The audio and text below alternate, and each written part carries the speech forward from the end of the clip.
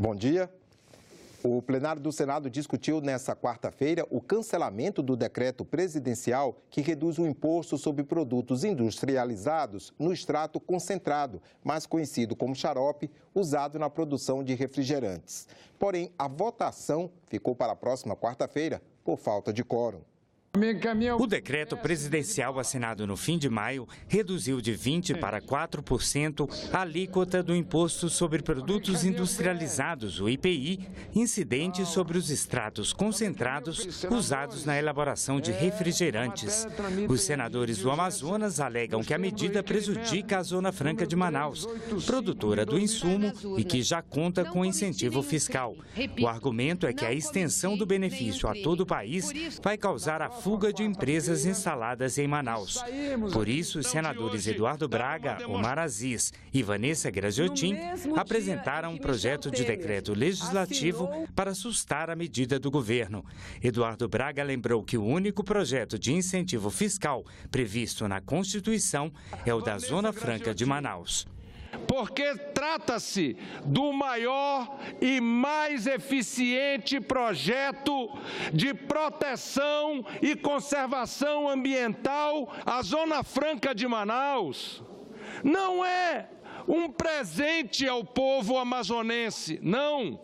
É uma contrapartida pelos serviços ambientais que o povo do Amazonas presta à nação brasileira.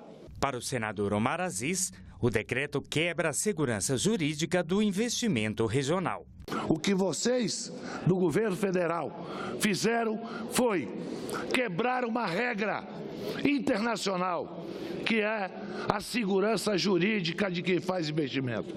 Michel Temer, para garantir o pagamento desses 46 centavos, ele vai devolver a essas empresas estrangeiras, as grandes petroleiras, vai garantir centavo por centavo. E o que fez o senhor Michel Temer? Da onde ele vai buscar o dinheiro? Primeiro, corta no orçamento da União uma quantia superior a 5 bilhões e 700 milhões de reais. E Michel Temer mira e ataca a Zona Franca de Manaus. Já a senadora Gleisi Hoffmann acredita que a redução do IPI para todo o país é uma questão de justiça. Será que isso é justo? Será que é justo que todo o país pague essa conta para gerar um número tão pequeno de empregos que essas fábricas e multinacionais geram na região do Amazonas? E a senadora Ana Amélia defendeu que não é o momento de o governo abrir mão de receitas. Um país que está numa crise fiscal profunda abre mão da sua receita para beneficiar não a Zona Franca de Manaus, grandes grupos e grandes empresas que poderiam contribuir com a justiça fiscal do nosso país.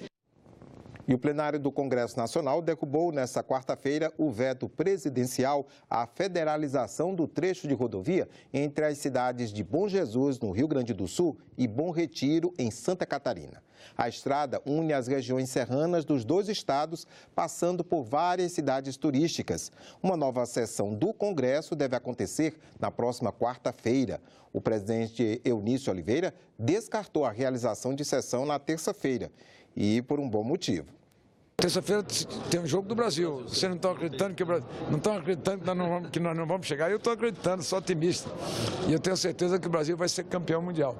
Então, nós vamos marcar para quarta-feira, né, sessão normal aqui no Congresso Nacional e no Senado. Se já tiver votado a LDO, é possível, inclusive, que eu já paute e faça as duas sessões, a do Senado e a do Congresso. Hoje é uma data importante do calendário eleitoral. Confira os detalhes com Mariana Abreu.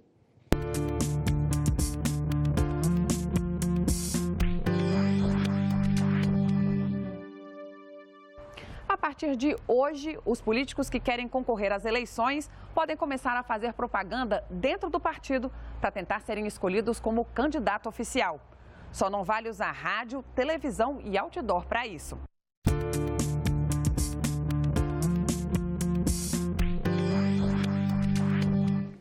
Foi apresentado hoje o relatório final, aliás, foi apresentado ontem o relatório final da CPI dos cartões de crédito. O documento traz recomendações para ampliar a concorrência no mercado, melhorar a educação financeira e reduzir o risco de crédito. A CPI foi criada para investigar os juros extorsivos cobrados pelas empresas operadoras de cartão de crédito. O relatório dá 6 meses para que o Banco Central apresente estudos ou propostas de mudanças na cobrança do cheque especial e do crédito rotativo. Também solicita alteração nas tarifas da função débito. É que não faz sentido fazer uma transação com pagamento à vista e você está cobrando um percentual sobre a fatura. O custo daquela transação é igual, seja para uma transação de R$100, seja de 1.000, seja de 10.000. O relatório apresenta ainda 3 projetos de lei. Um para a criação de títulos de crédito para comerciantes que têm valores a receber.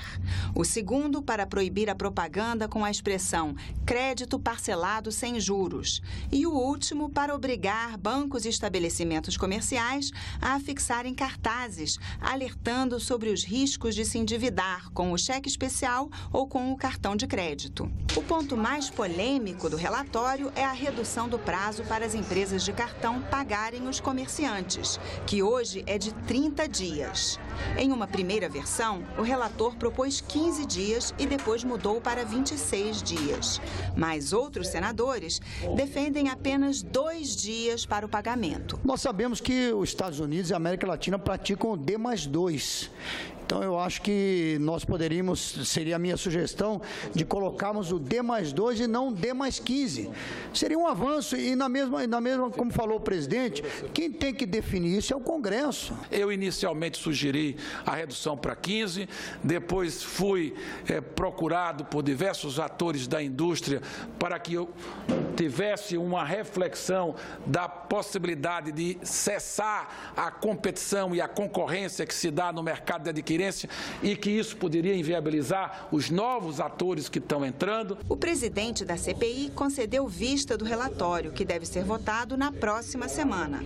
Ele disse que a CPI se reuniu com a direção do Banco Central e confia que algumas das recomendações vão ser acatadas. Eu acredito que o Banco Central, pela vontade que eu percebi do seu diretor e presidente, vão realmente trazer esses juros para um patamar decente, porque hoje eu vejo que é um assalto legalizado. Com todo respeito, esse é o termo que eu tenho usado e eu não vou deixar de usar.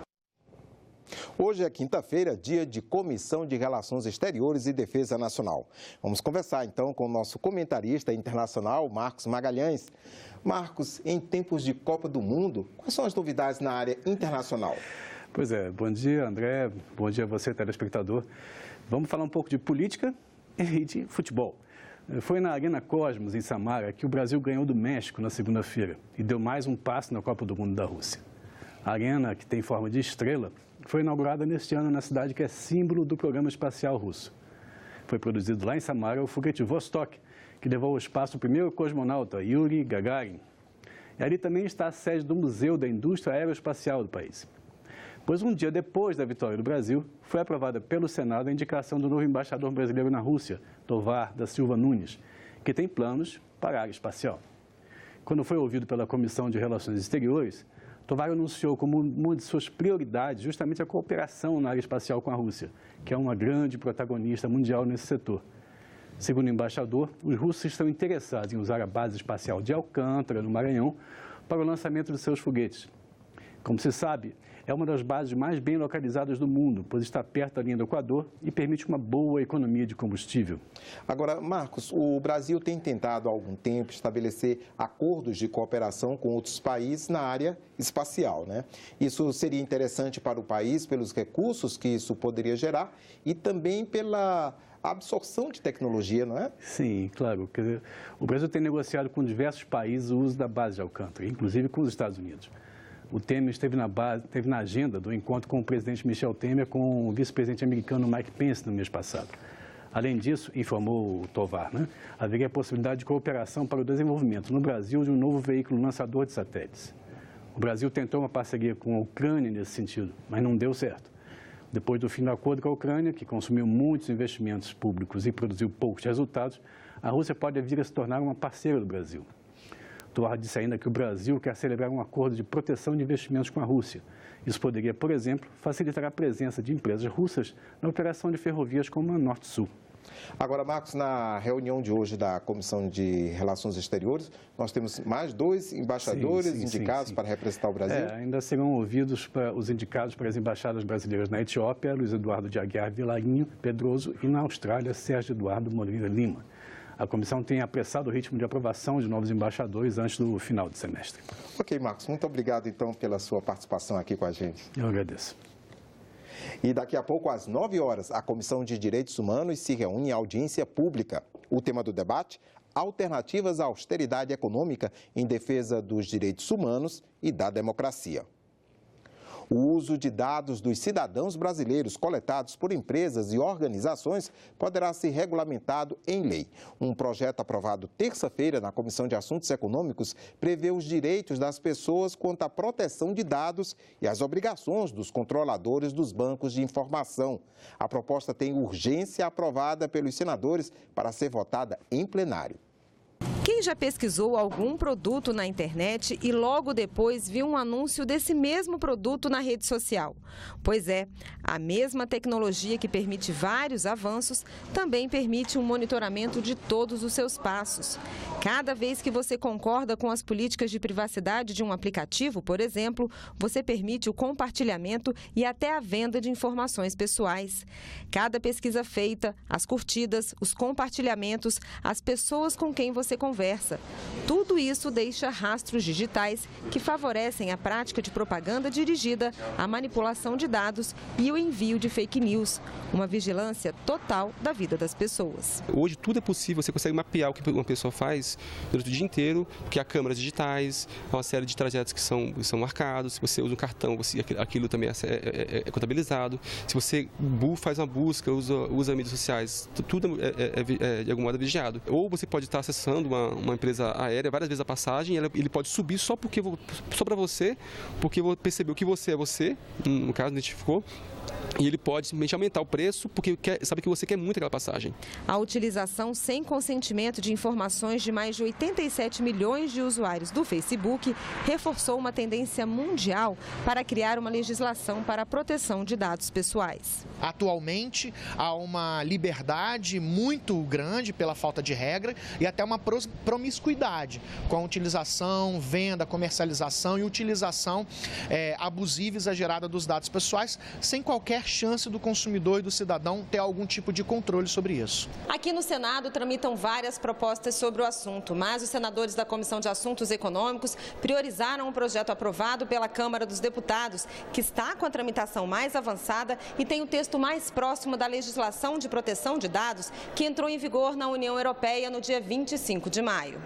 Muito daquilo que foi discutido na União Europeia nós estamos incorporando, nós procuramos criar regras de equilíbrio que possa trabalhar a proteção, a privacidade das pessoas, mas também não facilitar ou não criar estímulos a que não haja nesse ambiente a inovação, porque a inovação é um elemento fundamental no plano das relações, enfim, e do mundo digital.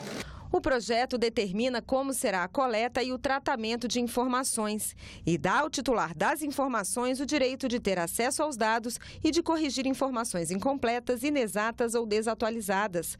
Pode ainda pedir o anonimato, bloqueio ou a eliminação de dados considerados desnecessários ou excessivos. Pode pedir informações das entidades públicas e privadas com as quais foi realizado o uso compartilhado de dados. E tem direito ainda de revogar o consentimento do uso de informações. Os responsáveis pelo tratamento de dados estão sujeitos a penalidades como advertência, suspensão, proibição de funcionamento, eliminação obrigatória de dados e multas que podem chegar até 4% do faturamento, limitadas a um total de 50 milhões por infração. O projeto prevê ainda a criação de uma autoridade nacional para fiscalizar e punir as empresas que fizerem mau uso de informações pessoais. Essa matéria foi fruto de um debate muito amadurecido, quase 2 anos, em que se assegurou uma ampla audiência de autoridades públicas, sociedade civil, representantes da academia.